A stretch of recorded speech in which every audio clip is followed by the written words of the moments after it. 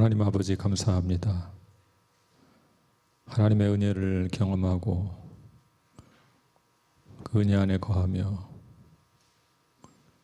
또 은혜의 하나님을 찬송과 기도와 말씀으로 만나는 예배 자리로 인도하여 주셔서 감사합니다.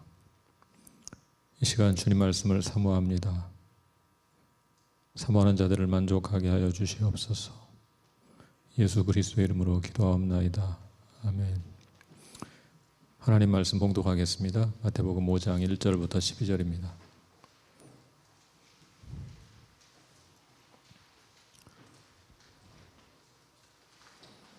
마태복음 5장 1절부터 12절까지입니다. 저와 함께 한 절씩 교독하겠습니다.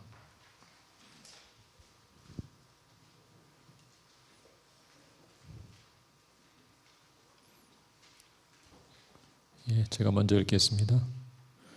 예수께서 무리를 보시고 산에 올라가 앉으시니 제자들이 나아온지라.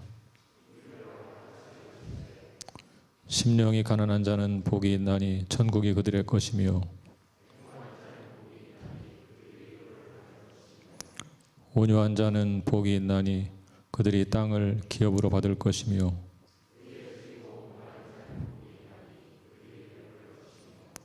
긍휼히 여기는 자는 복이 있나니 그들이 긍휼히 여김을 받을 것이며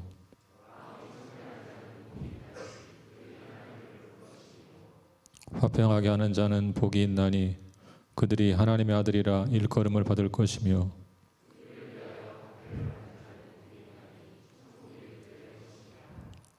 나로 말미암아 너희를 욕하고 박해하고 거짓으로 너희를 거슬러 모든 악한 말을 할 때에는 너희에게 복이 있나니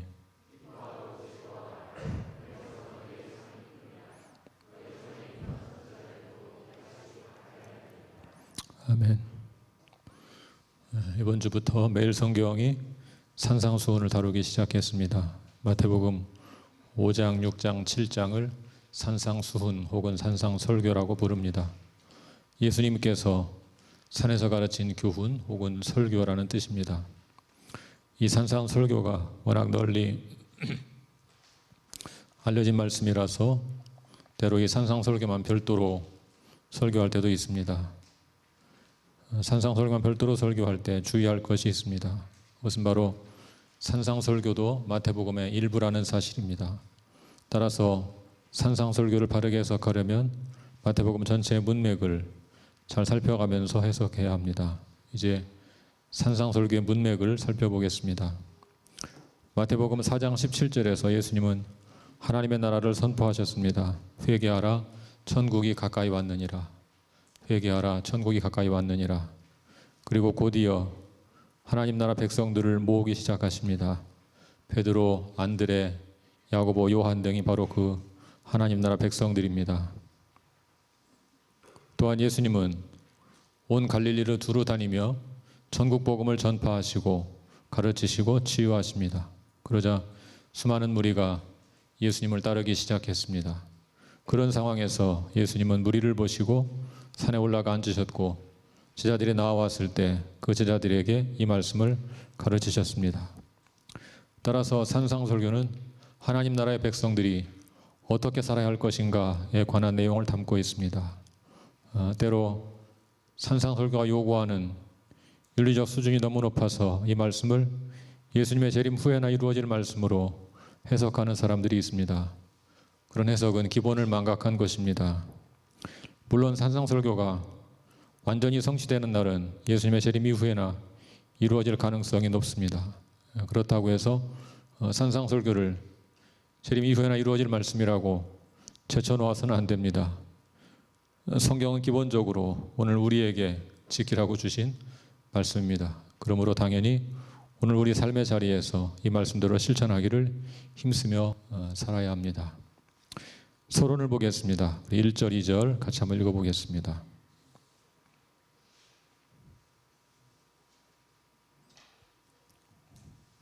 산상설교의 서론 1절, 2절 같이 보겠습니다. 같이 읽겠습니다. 시작.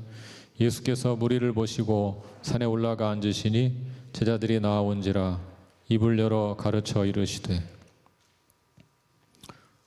예수님은 자신을 따르는 무리를 보시고 산에 올라가 앉으셨습니다. 그러자 제자들이 나왔습니다. 마태복음에서 이 무리와 제자는 어느 정도 구분이 되고 있습니다.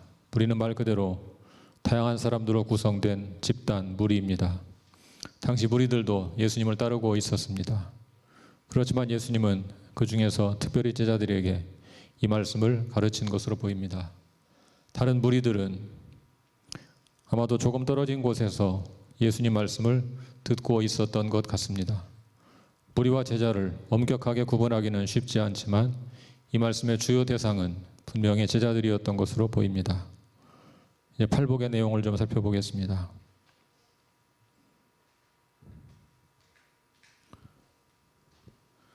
먼저 팔복을 바르게 이해하는 중요한 키가 있습니다. 그것은 팔복을 조건이나 자격이 아니라 일방적인 은혜의 선포로 해석하는 것입니다. 조건이나 자격이 아니라 일방적인 은혜의 선포로 해석하는 것입니다.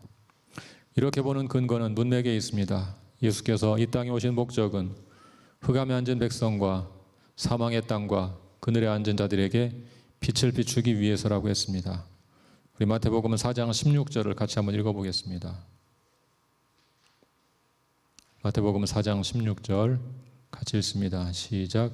흑암에 앉은 백성이 큰 빛을 보았고 사망의 땅과 그늘에 앉은 자들에게 빛이 비치어도다 하였느니라. 그렇다면 그런 흑암과 사망에 앉은 백성들이 누구일까요? 이들은 바로 4장 24절에 나오는 사람들입니다. 우리 한번 같이 읽어보겠습니다. 마태복음 4장 24절.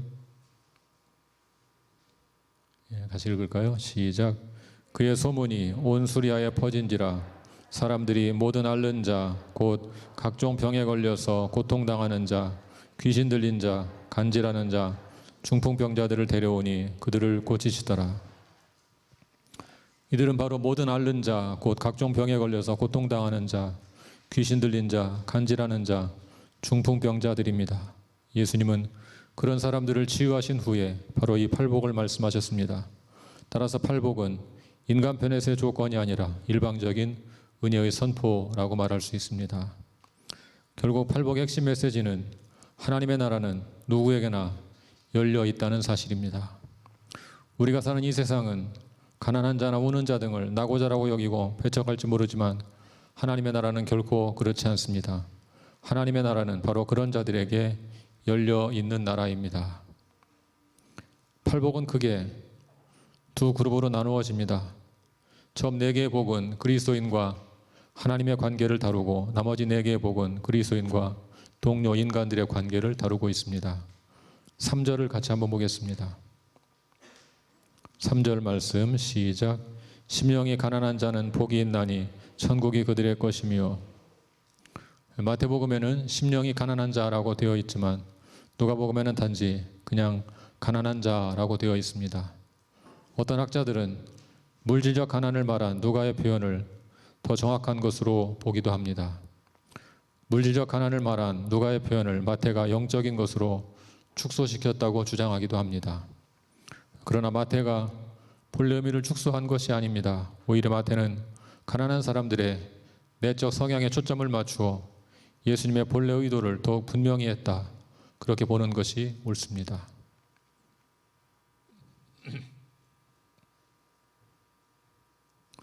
달라스 윌라드는 여기 나온 가난한 사람들을 영적인 자격이나 능력이 전혀 없는 이들이라고 해석했습니다. 영적인 자격이나 능력이 전혀 없는 이들. 이들은 영적 특권층과 대비되는 영적 소외계층의 사람들입니다.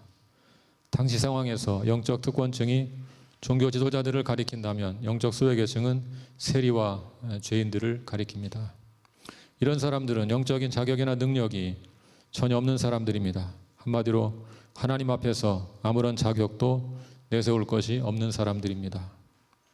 존 스토트는 영적 가난을, 영적인 파탄을 하나님 앞에서 인정하는 것으로 보았습니다.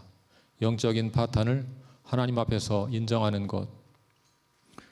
예수님 당시 세리와 죄인들이 바로 그런 상태였습니다. 예수님은 그런 사람들에게 이 복을 선포합니다. 심령이 가난한 자는 복이 있나니 천국이 그들의 것이며.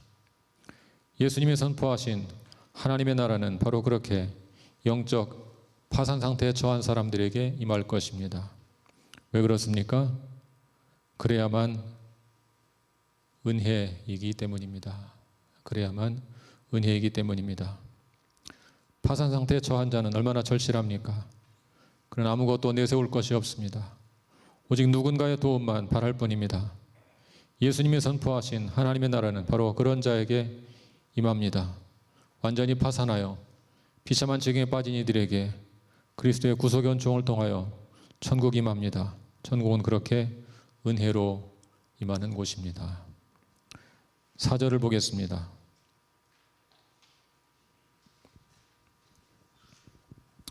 4절 말씀 같이 읽겠습니다. 시작. 애통하는 자는 복이 있나니 그들이 위로를 받을 것이며. 여기서 말하는 애통은 과연 무엇에 대한 애통일까요? 이사야 61장 2절을 같이 한번 읽어보겠습니다. 이사야 61장 2절. 우리 함께 읽겠습니다. 시작.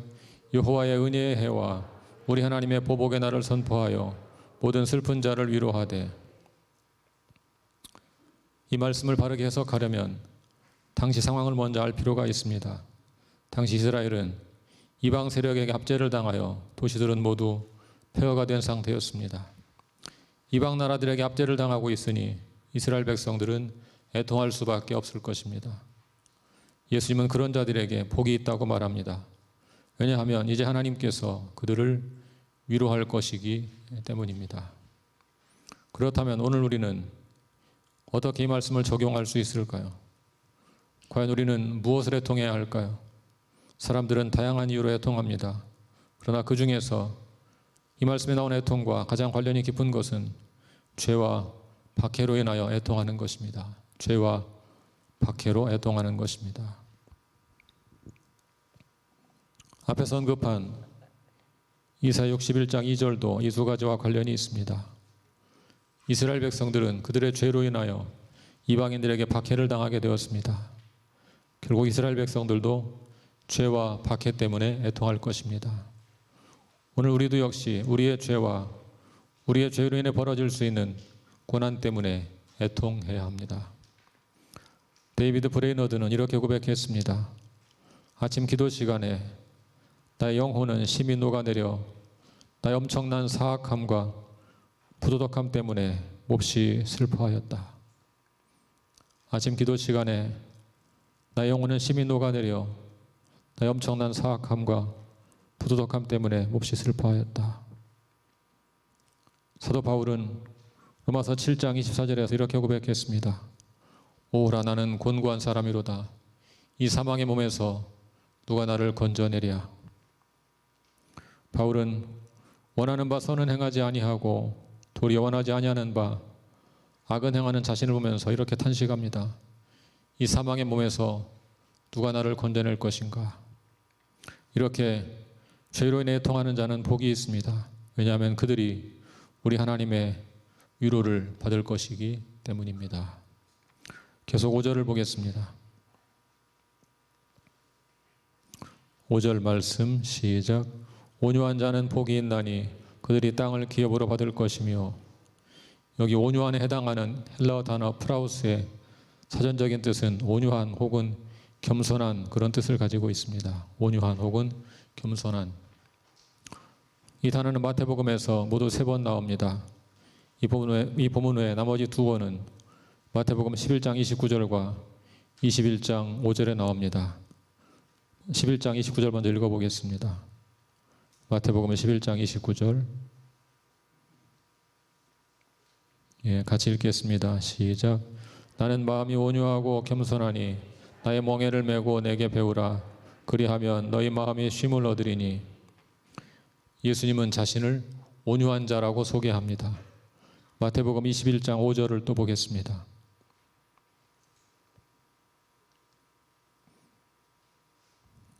같이 읽겠습니다. 시작.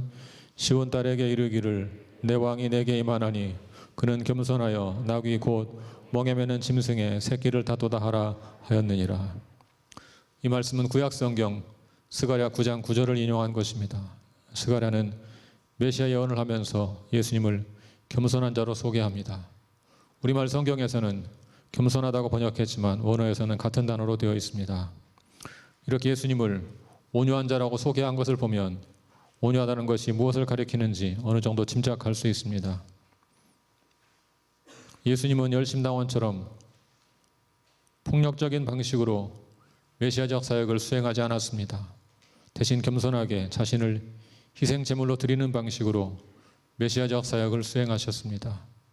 그래서 예수님을 온유한 자라고 소개하는 것입니다. 결국 온유한 자는 자신의 힘을 의지하지 않고 겸손히 하나님을 의지하는 자를 가리킵니다. 그런 자가 땅을 기업으로 받습니다. 땅을 기업으로 받는다, 그 말은 구약에서 약속의 땅을 기업으로 받는 것을 가리킵니다. 신약에서는 예수님과 함께 하나님의 나라를 다스리는 것으로 적용될 수 있습니다. 언뜻 생각하면 이 말씀은 말이 안 되는 것 같습니다. 왜냐하면 온유한 자가 땅을 차지하는 것이 아니라 힘 있는 자가 땅을 차지하는 것 같이 생각되기 때문입니다. 당시 로마 제국은 전 세계에서 가장 강력한 힘을 가지고 가장 넓은 땅을 차지하고 있었습니다. 그렇기에 온유한 자가 땅을 기업으로 받는다, 그 말은 왠지 공허하게 들릴 수 있습니다. 그렇지만 예수님은 아주 분명하게 온유한 자가 땅을 기업으로 받는다고 하셨습니다. 힘 있는 자가 아니라 온유한 자가 땅을 기업으로 받습니다. 예수께서는 이 일의 본을 보여주셨습니다. 자신이 친히 힘을 버리고 온유한 자가 되셨습니다. 그리고 그분은 진정으로 땅을 기업으로 받으셨습니다. 하나님 나라의 참된 주인이 되셨습니다. 이제 그분처럼 온유한 자가 하나님의 나라를 상속받아 통치하게 될 것입니다. 이 땅에서도 우리는 그리스도와 함께 하나님의 나라를 통치하게 될 것입니다. 또한 마지막 날에는 새 하늘과 새 땅을 기업으로 받게 될 것입니다. 6절을 보겠습니다.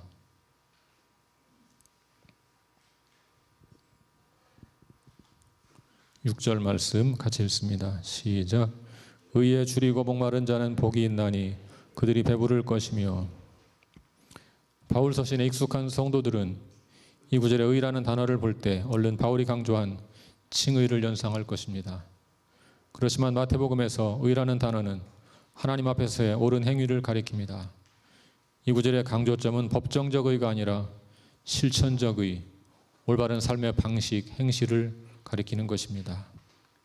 그렇다면 의에 줄이고 목마르다는 것은 구체적으로 어떤 상태를 가리킬까요?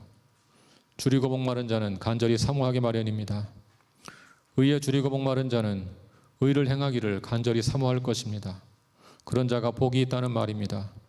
하나님 앞에서 바른 삶을 살고자 하는 간절한 열망을 가진 자가 복이 있습니다. 왜냐하면 그들이 배부를 것이기 때문입니다. 우리 하나님은 사모하는 영혼에게 만족을 주시며 줄인 영혼에게 좋은 것으로 채워주시는 분입니다.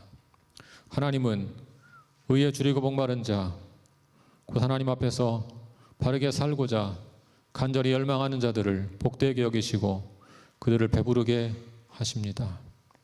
굶주림과 목마름은 예수님의 제자들의 영속적인 특성이 되어야 합니다. 심령의 가난함과 온유함과 애통함만큼이나 영속적이어야 합니다. 하늘나라 이르게 되면 그때야 비로소 다시는 줄이지도 아니하며 목마르지도 아니하게 될 것입니다. 왜냐하면 어린 양이 우리의 목자가 되어 생명수샘으로 인도할 것이기 때문입니다. 그러나 그 전에 이 땅에서는 우리의 굶주림과 목마름이 완전히 채워지진 않을 것입니다. 이미 완전히 채워졌다는 주장에 현혹당하지 마십시오. 의에 대한 굶주림과 목마름은 이 땅에서는 결코 완전히 채워질 수 없습니다. 예수님의 제자는 항상 의에 줄이고 목말라야 합니다. 항상 언제나 의에 줄이고 목말라야 합니다. 그렇게 줄이고 목마른 상태로 사는 것이 참된 복입니다. 왜냐하면 하나님께서 사모하고 갈망하는 자들에게는 만족함을 주실 것이기 때문입니다. 지금까지 모두 4개의 복을 다루었습니다. 심령이 가난한 자는 영적인 파산 상태에 빠진 자를 가리킵니다. 애통하는 자는 자신의 죄 때문에 애통하는 자를 가리킵니다. 온유한 자는 하나님 앞에서 겸손한 자를 가리킵니다. 의에 줄이고 목마른 자는 의를 행하기를 갈망하는 자를 가리킵니다. 예수께서는 그런 자들에게 복이 있다고 선포하십니다. 하나님의 나라는 이런 자들에게 당신의 은혜로 주어질 것입니다.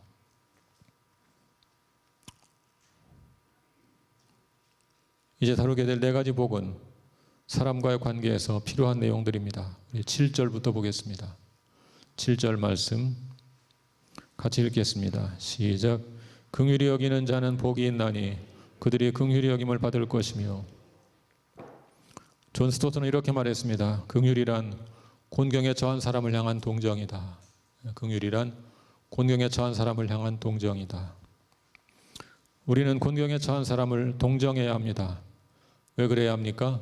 가장 중요한 이유는 우리가 먼저 그런 긍휼을 입었기 때문입니다. 하나님은 죄와 사망이라는 곤경에 처한 우리에게 먼저 긍휼을 베풀어 주셨습니다. 따라서 우리도 곤경에 처한 사람에게 긍휼을 베풀어야 합니다. 그러면 하나님은 긍휼히 여기는 자를 긍휼히 여겨 주십니다. 여기서 한 가지 주의할 것이 있습니다. 그것은 바로 긍휼을 공로로 생각해서는 안 된다는 사실입니다. 긍휼이라는 공로에 의해서, 긍휼이라는 공로 때문에 긍휼을 얻을 수 있는 것이 아닙니다. 용서라는 공로 때문에 용서를 얻을 수 있는 것이 아닙니다. 중요한 것은 우리가 회개하지 않으면 하나님의 용서와 자비를 받을 수 없다는 사실입니다. 우리가 다른 사람들의 죄를 긍휼히 여기지 않으면 우리의 죄를 회개했다고 주장할 수 없습니다. 그러므로 다른 사람을 긍휼히 여겨야 합니다. 오직 긍휼히 여기는 자가 긍휼히 여김을 받을 것입니다. 긍휼을 베푼 사람은 이 땅에서도 하나님의 긍휼을 입을 것이고 장차 종말에 하나님 앞에서도 긍휼을 입게 될 것입니다. 8절을 보겠습니다.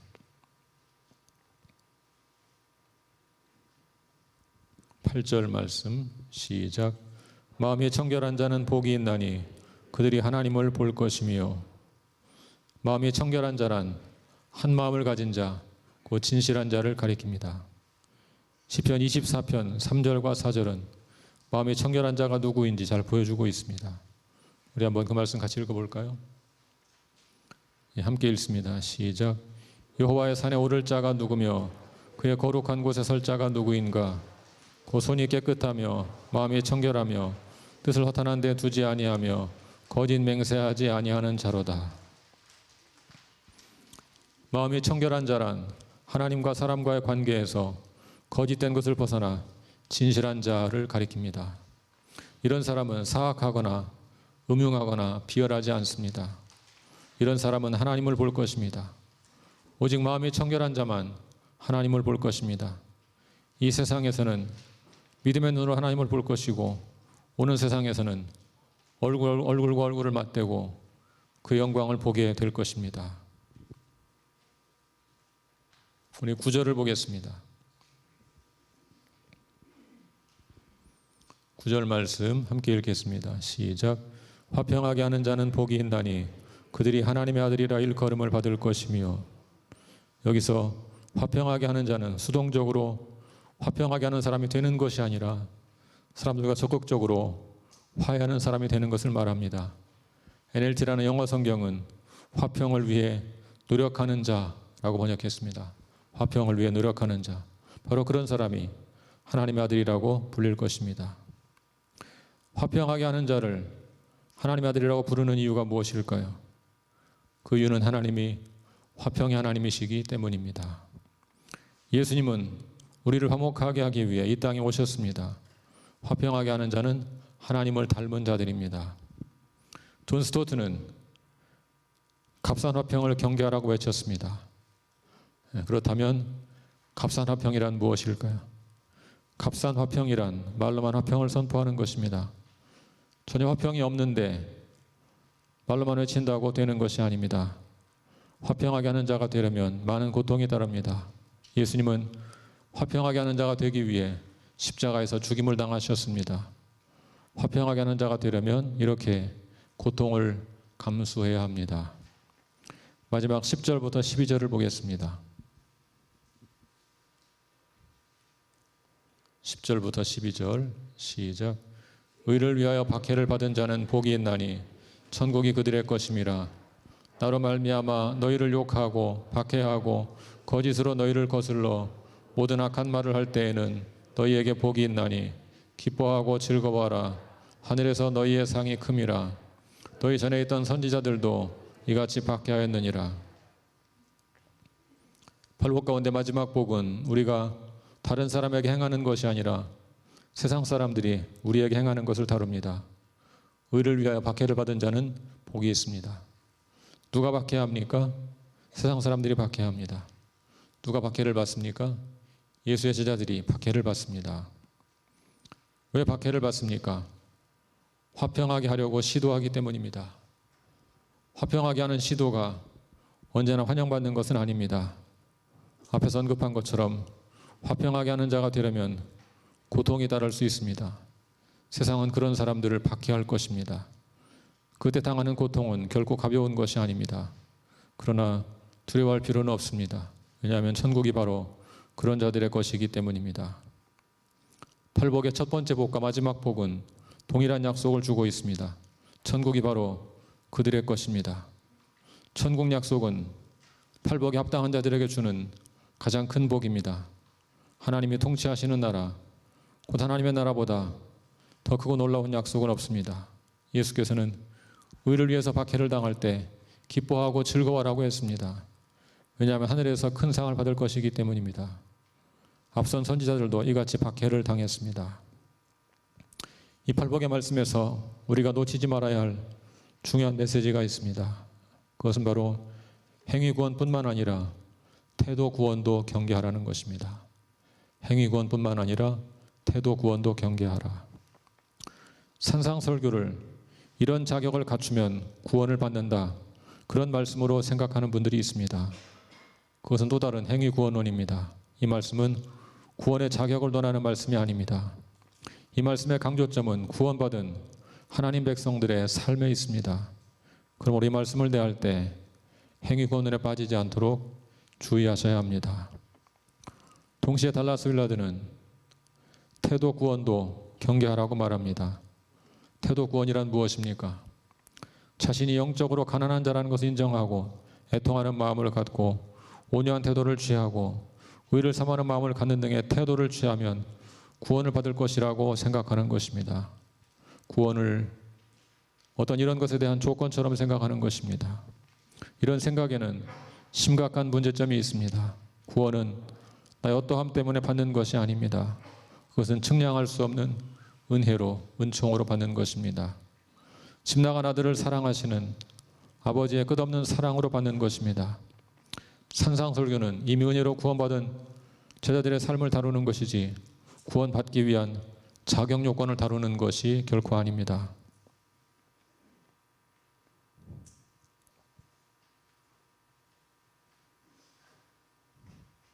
그렇다면 우리는 어떻게 거룩함에 이를 수 있을까요? 이 문제는 우리 그리스도인들의 영원한 숙제입니다. 팔복에는 제자의 특징적인 삶이 나옵니다. 그런 모습을 보면 난 어떻게 하면 그런 사람이 될 수 있을까 고민될 때가 많습니다. 일상생활에서 죄를 지으면 더욱 고민이 됩니다. 그래서 많은 그리스도인들이 다시 율법으로 돌아가서 자격을 논합니다. 항상 그런 식입니다. 죄에 빠지면 절망합니다. 각오를 새롭게 합니다. 내가 이런 사람인가? 자신의 자존심을 생각합니다. 결단합니다. 다시 넘어집니다. 그런 일이 반복되면 깊은 절망에 빠집니다. 사탄은 우리 곁에 와서 포기해 그렇게 유혹하기 시작합니다. 사랑하는 여러분, 거룩함에 이르는 것은 그런 식으로 각오를 다져서 될 일이 결코 아닙니다. 거룩을 찾고 자격 기준을 높이는 것으로 생각하는 것이 큰 문제입니다. 거룩은 그렇게 이루어지는 것이 아닙니다. 내가 넘어졌을 때 그런 나를 찾아오시는 하나님의 은혜를 생각하고 십자가의 은총을 바라볼 때 다시 일어설 수 있는 것입니다. 그런 과정을 거쳐서 조금씩 거룩함에 이르게 됩니다. 거룩함은 하나님의 은혜에 대한 나의 순종의 문제입니다. 그것은 결코 자격 요건의 문제가 아닙니다. 사랑하는 여러분, 그러므로 넘어질 때마다 십자가 앞으로 나아가서 다시 그 은혜를 확인하시기 바랍니다. 그 십자가의 은혜가 다시 저와 여러분을 살릴 것입니다. 일으킬 것입니다. 그녀로 말미암아 거룩함에 이르는 저와 여러분 될 수 있기를 우리를 거룩함에 이르게 하시는 우리의 구원자 예수 그리스도의 이름으로 간절히 축원합니다. 함께 기도하겠습니다.